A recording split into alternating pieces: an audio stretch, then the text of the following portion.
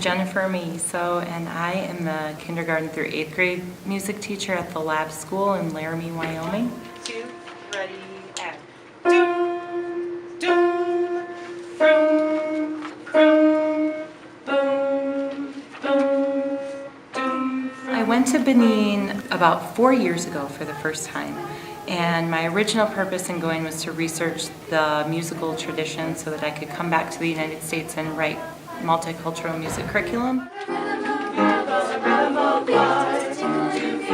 Ferdinand Project is one of the reasons why we went back. Ferdinand was my taxi driver the first time I went to Benin. He was making somewhere in the neighborhood of $3 a day.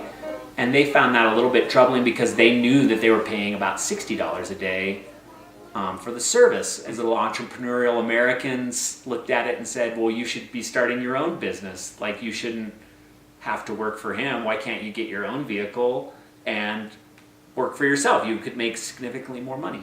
When we got back, we used the real life story of Ferdinand in order to study what life is like for somebody in a developing country, and that sort of turned into this fundraising project where we decided to raise money to help Ferdinand purchase a car and then see what sort of an impact that would have on him and his family and his community.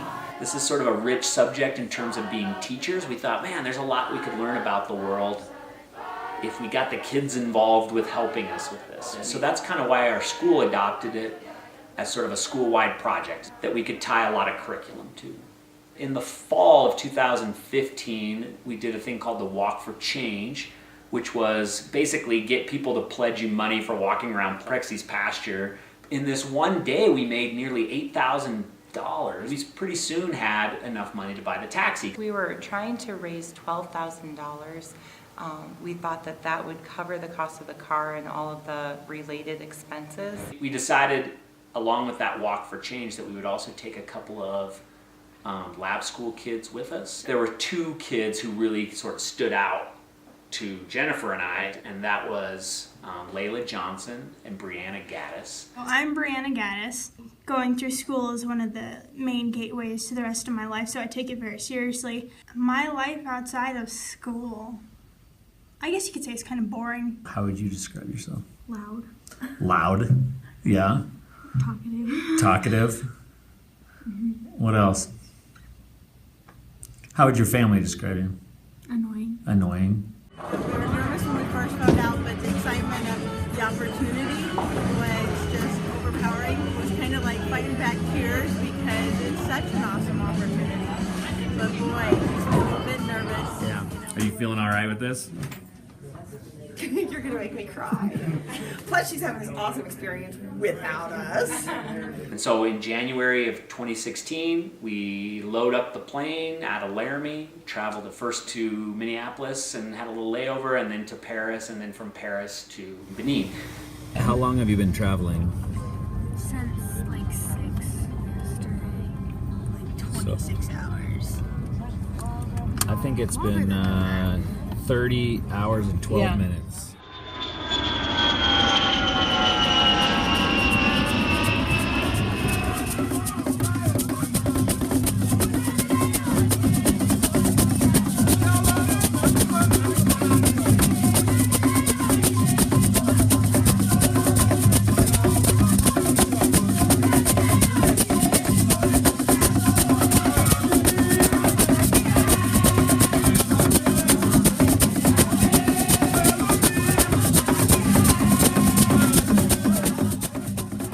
Motorcycles everywhere and very few paved roads. Most everything's dirt, little businesses set up haphazardly all over, but very vibrant, lively place, you know, people just everywhere.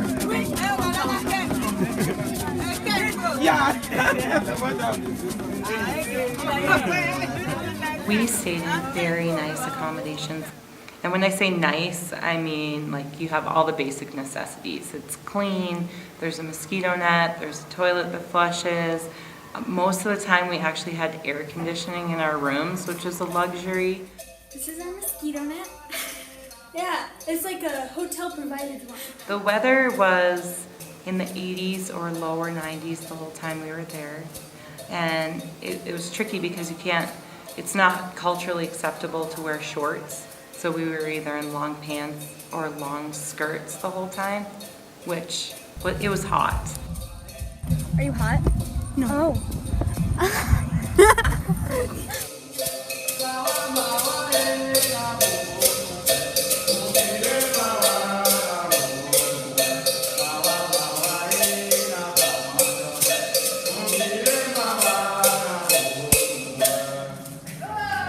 Go from our hotel and go out to this Ganvi, which is the city on stilts. It was originally built as a way to get away from people who were trying to enslave people from Benin and bring them to the New World.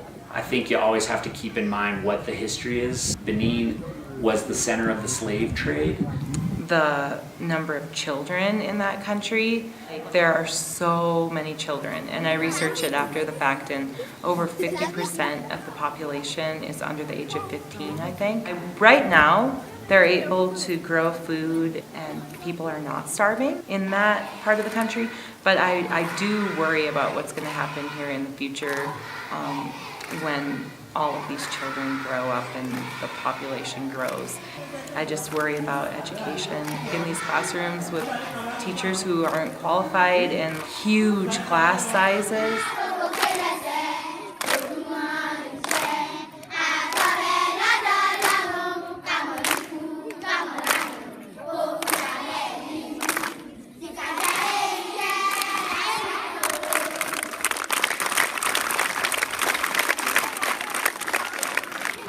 I am grateful for some of the things that we have in this country that they don't have in other places. Things like a system to pick up trash. The trash is just everywhere.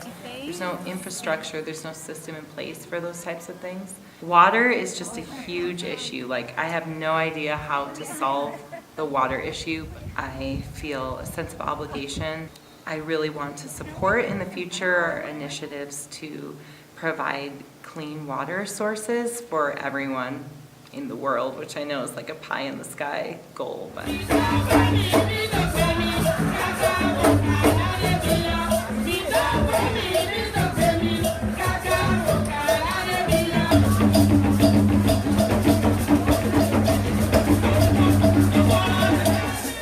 This evening we went to a concert. It was sort of like right before the Voodoo Festival, which starts tomorrow. Different groups started playing the drums and singing while different groups of dancers started dancing. It kind of seems like a big family gathering, and I think that's really cool because it shows a lot of their culture.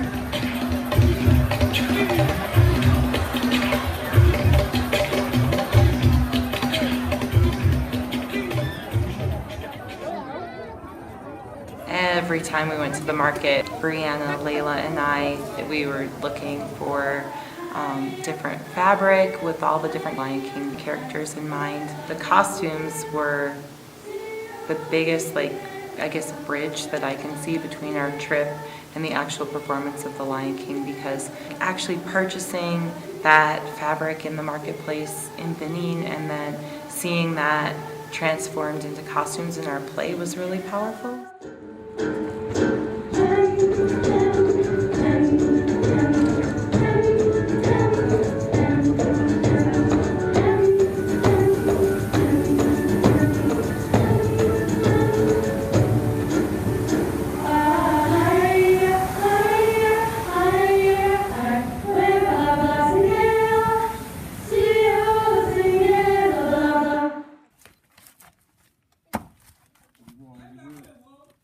As we went through the trip, we really focused on the music and, this kind of cultural understanding of Benin.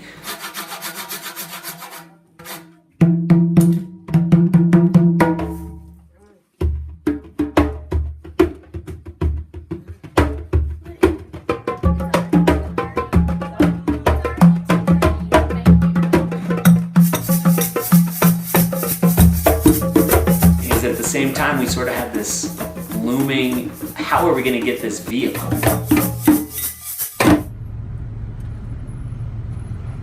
My name is Ariel Nunawon. I'm from Benin. I got a degree in computer science, and I had an offer in Laramie. That is why I'm still around. Ariel is a person who lives and is part of this community. So if we give him the money and he goes and makes the purchase and something goes wrong, at least we have a person to deal with, that we have a relationship back at home. Ferdinand, at that point, didn't really have any way of communicating with us. He didn't know how to use email, Facebook, he doesn't speak English, and he doesn't read and write very well in French, so it was really hard to communicate. Ariel had his cousin with Ferdinand go and find the vehicle. They sent us pictures of the exact vehicle that Ferdinand wanted. When he went back to the lot, that particular vehicle was sold. Even though we had said, we want that one, they had sold it to somebody else. So, what we did, and I think we kind of made a mistake, we found another, like, basically identical vehicle, right down to the year and the number of miles and the color and everything. Well, Ferdinand hadn't seen that one. And so I think Ferdinand felt a little bit out of the loop.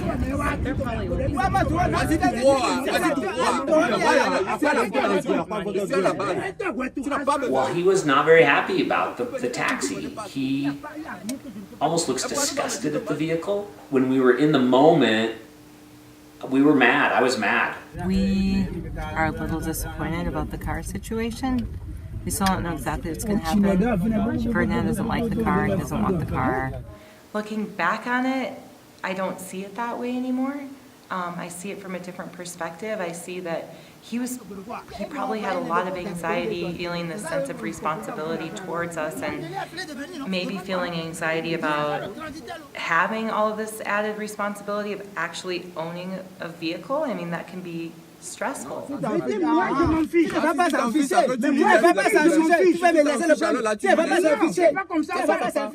I was involved into getting the car, and we did get the car, so from that point of view, it was successful. I can't control everything that Ferdinand does with the vehicle, or like tie a ribbon on it and make it turn out perfectly. But what I can say is I'm a school teacher, and these are kids who got an experience that we all got this experience that was incredibly rich. If I were to do this project over again, I would simply give Ferdinand, I would have given him the money and trusted him to go and buy the car himself. I mean, I think everything that we set out to do, we accomplished, except for Ferdinand and his vehicle. That never happened. To say that it was a failure, I think, is not the case at all. I think it was a huge success.